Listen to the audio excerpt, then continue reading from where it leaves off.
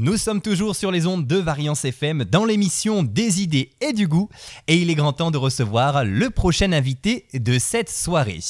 Il s'agit de Thibaut, mais vous le connaissez sous un autre nom, il s'agit du Tresseur. Bonsoir Thibaut. Bonsoir.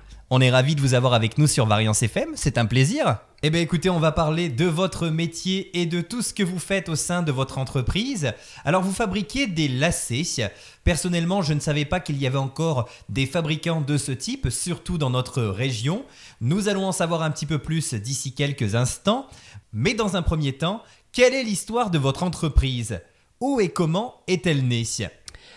Alors moi c'est un petit peu particulier parce que dans ma famille on est tresseurs depuis 1906 et qu'à la base justement on faisait des lacets, de la passementerie, des galons.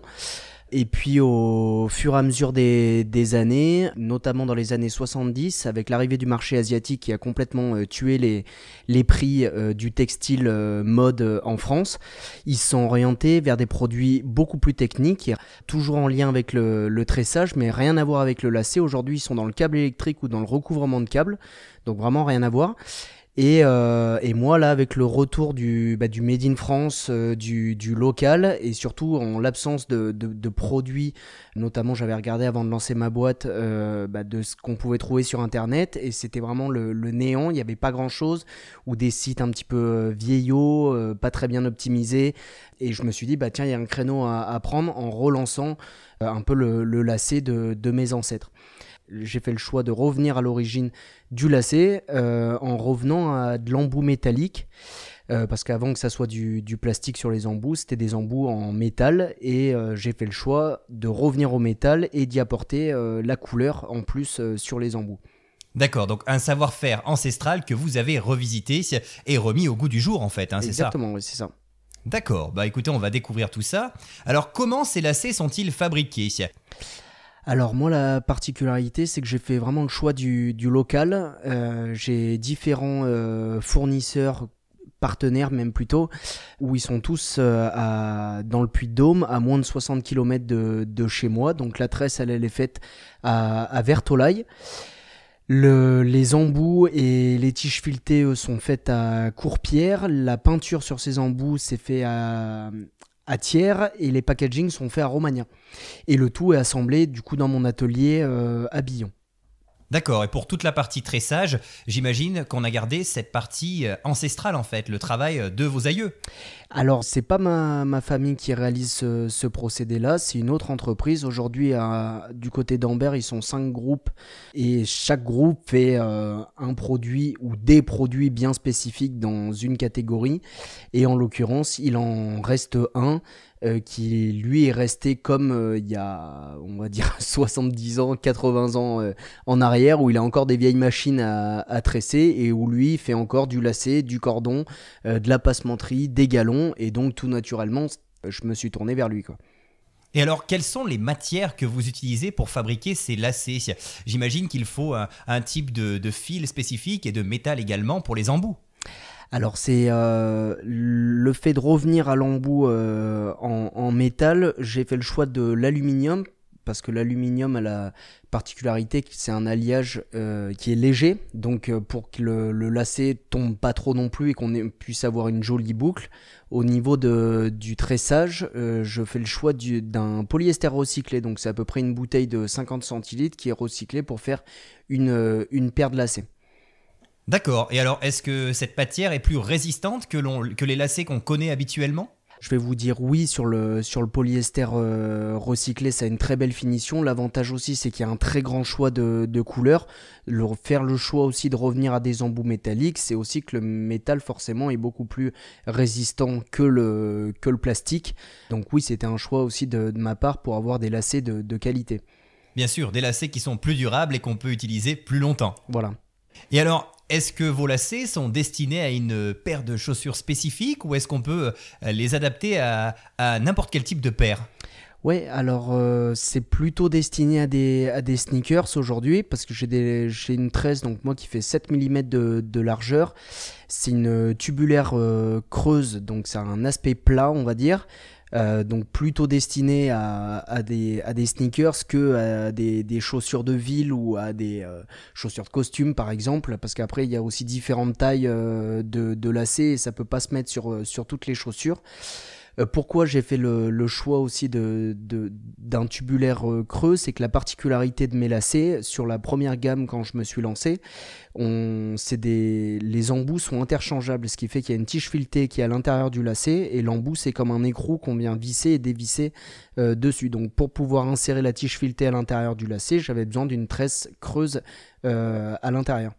Ah oui, d'accord, donc on peut changer les embouts des lacets à volonté en fait. Exactement, ouais. Alors à volonté, en fonction de mes couleurs bien sûr, mais j'ai quand même un gros choix de couleurs parce que c'est aujourd'hui, j'ai 12 couleurs de lacets, 12 couleurs d'embouts, ça fait 144 combinaisons, le tout sur 4 tailles différentes, donc ça me fait plus de 500 et quelques références. Pour un lancement, c'était déjà vraiment beaucoup, quoi.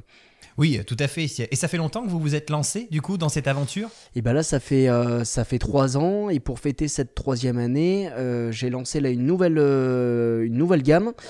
Donc je reste sur du lacet plutôt orienté sneakers toujours.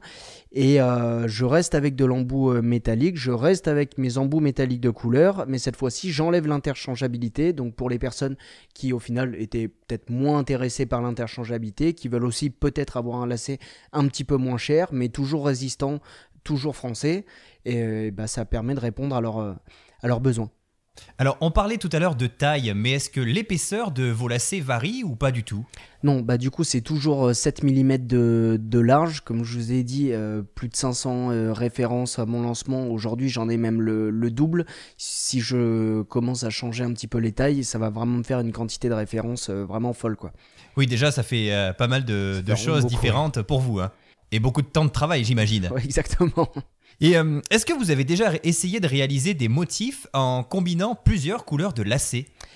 Alors, tout pourrait être possible en l'occurrence. Là, je suis en train de travailler là-dessus pour une demande bien particulière pour un professionnel. Mais sinon, je fais que de l'uni. C'est aussi plus simple de vendre de l'uni que des choses avec des motifs.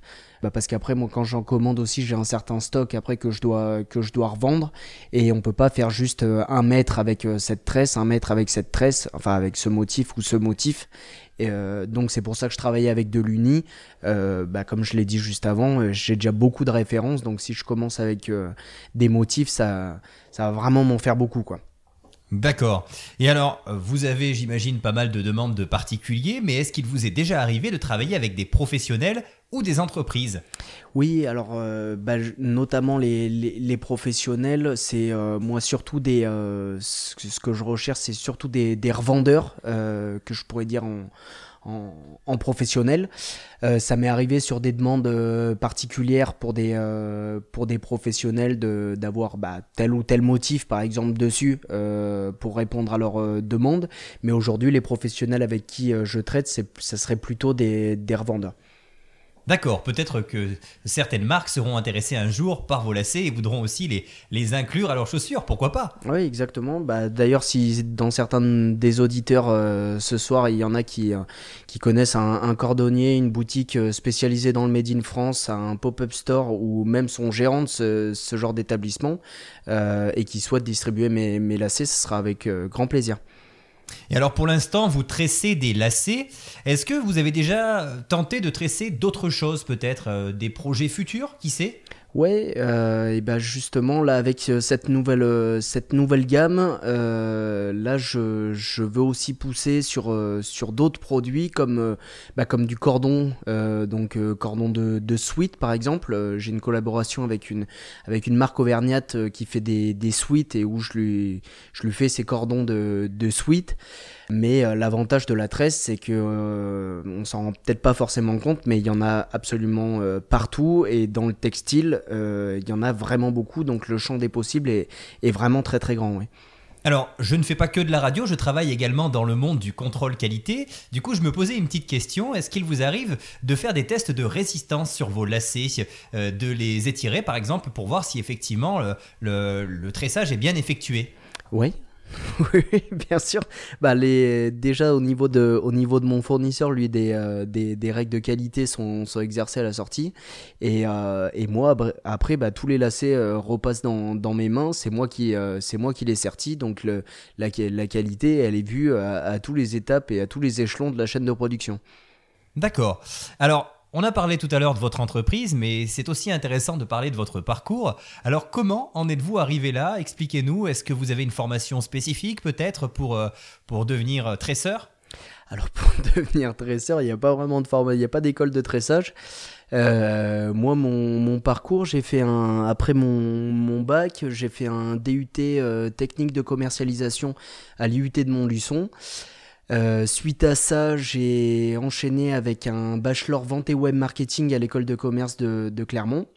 Et après, je suis parti sur on va dire des formations un peu plus spécifiques, beaucoup plus orientées entrepreneuriat.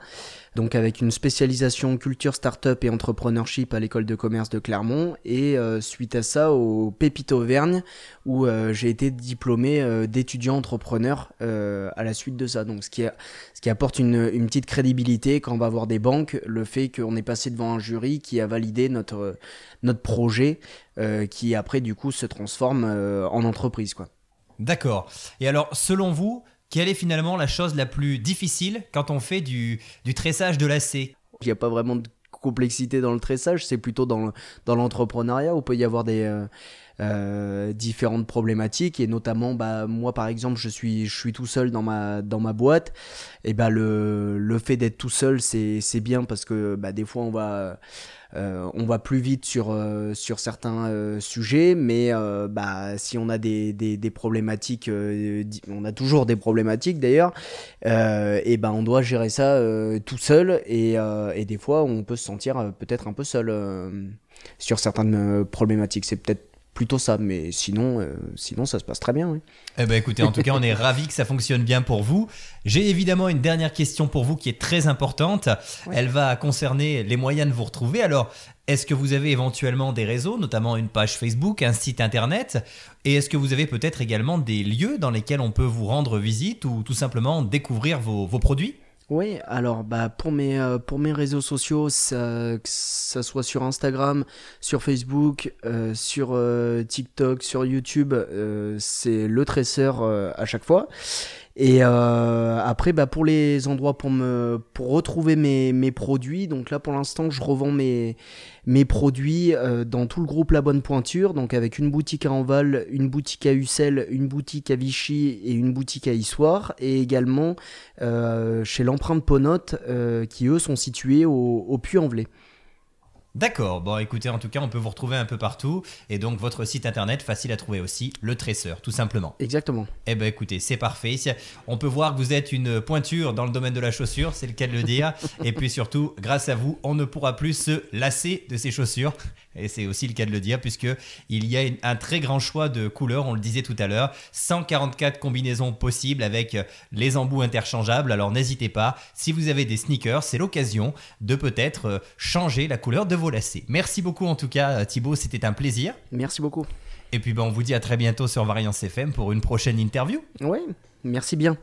Passez une bonne soirée et nous on continue avec la prochaine interview de cette soirée après une petite pause musicale.